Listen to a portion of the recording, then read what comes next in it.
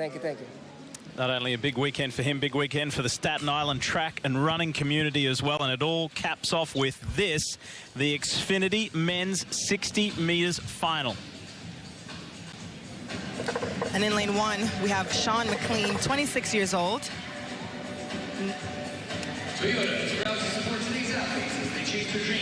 There he is, Sean McLean. He is no stranger to finals at the U.S. Indoor Championships. He's been here 3 times.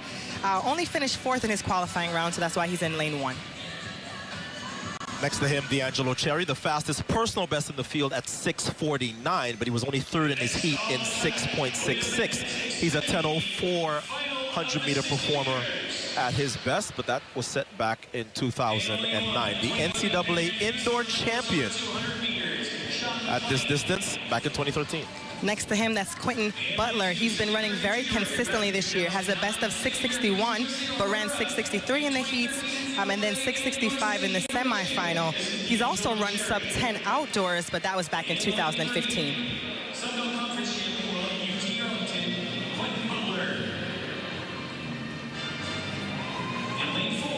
Here's our Millrose Games winner from 2 weeks ago in 6:56, John Teeters. Sonia and I talked about his relaxation. We know he can start. He's a great accelerator, maybe the best in the entire field. But if he does not relax in the last 20, he becomes vulnerable to the guys to his left and right.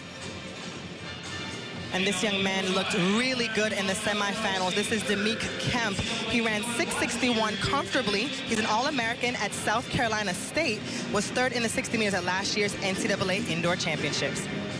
Cordero Gray has been a 4-time finalist, 3rd, 7th 3 times. His best finish was 4th in 2013. Is this the year that he finally gets on the podium? In lane 7, Javelin Guidry. He's a sophomore at the University of Utah, defensive back, and there's no track team. But right after the Holiday Bowl, he decided he wanted to return to the track, and with 2 weeks of preparation, he ran 6:59 in Seattle and got a spot here at the U.S. Indoor Championships. Sherburne will occupy lane 8. He ran 6:71 in his semifinal, so he and McLean are the last 2 into this final. Personal best of 6:68, though, late last year. So Teeters will be in lane 4.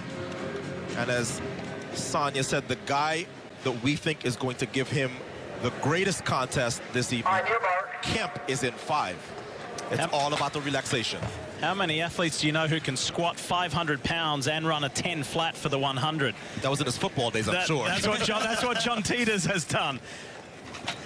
And see, this is a little bit of unfamiliar territory for John Teeters. There's nerves and stuff that you just can't anticipate when you get into the blocks for a U.S. Championships. And even though he ran really well at Millrose, this is a different race, different experience. You can't recreate this in practice. So he's going to have to really relax and stay focused and run in his lane if he wants to win his first U.S. title. Xfinity men's 60-meter final. How did Teeters get out of the blocks? Not quite as good as Demik Kemp. Demik Kemp is going to the front and he's going to win a national title. 6:54 is the flash time, officially 6:55. So Demik Kemp, the South Carolina State grad, comes to Staten Island this weekend and gets his first title. And we said it before the gun went off. Teeters needed to relax. There was no relaxation from Teeters here. Watch the guy next to him. Kemp composed the entire way. Kemp got a better start.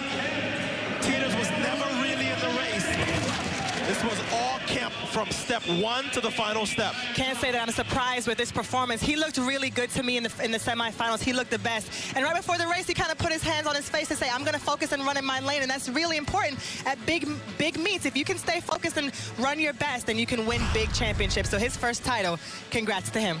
Look at that, 6:55 gets it done over Cordero Gray and Sean McLean. A real surprise there to see Teeters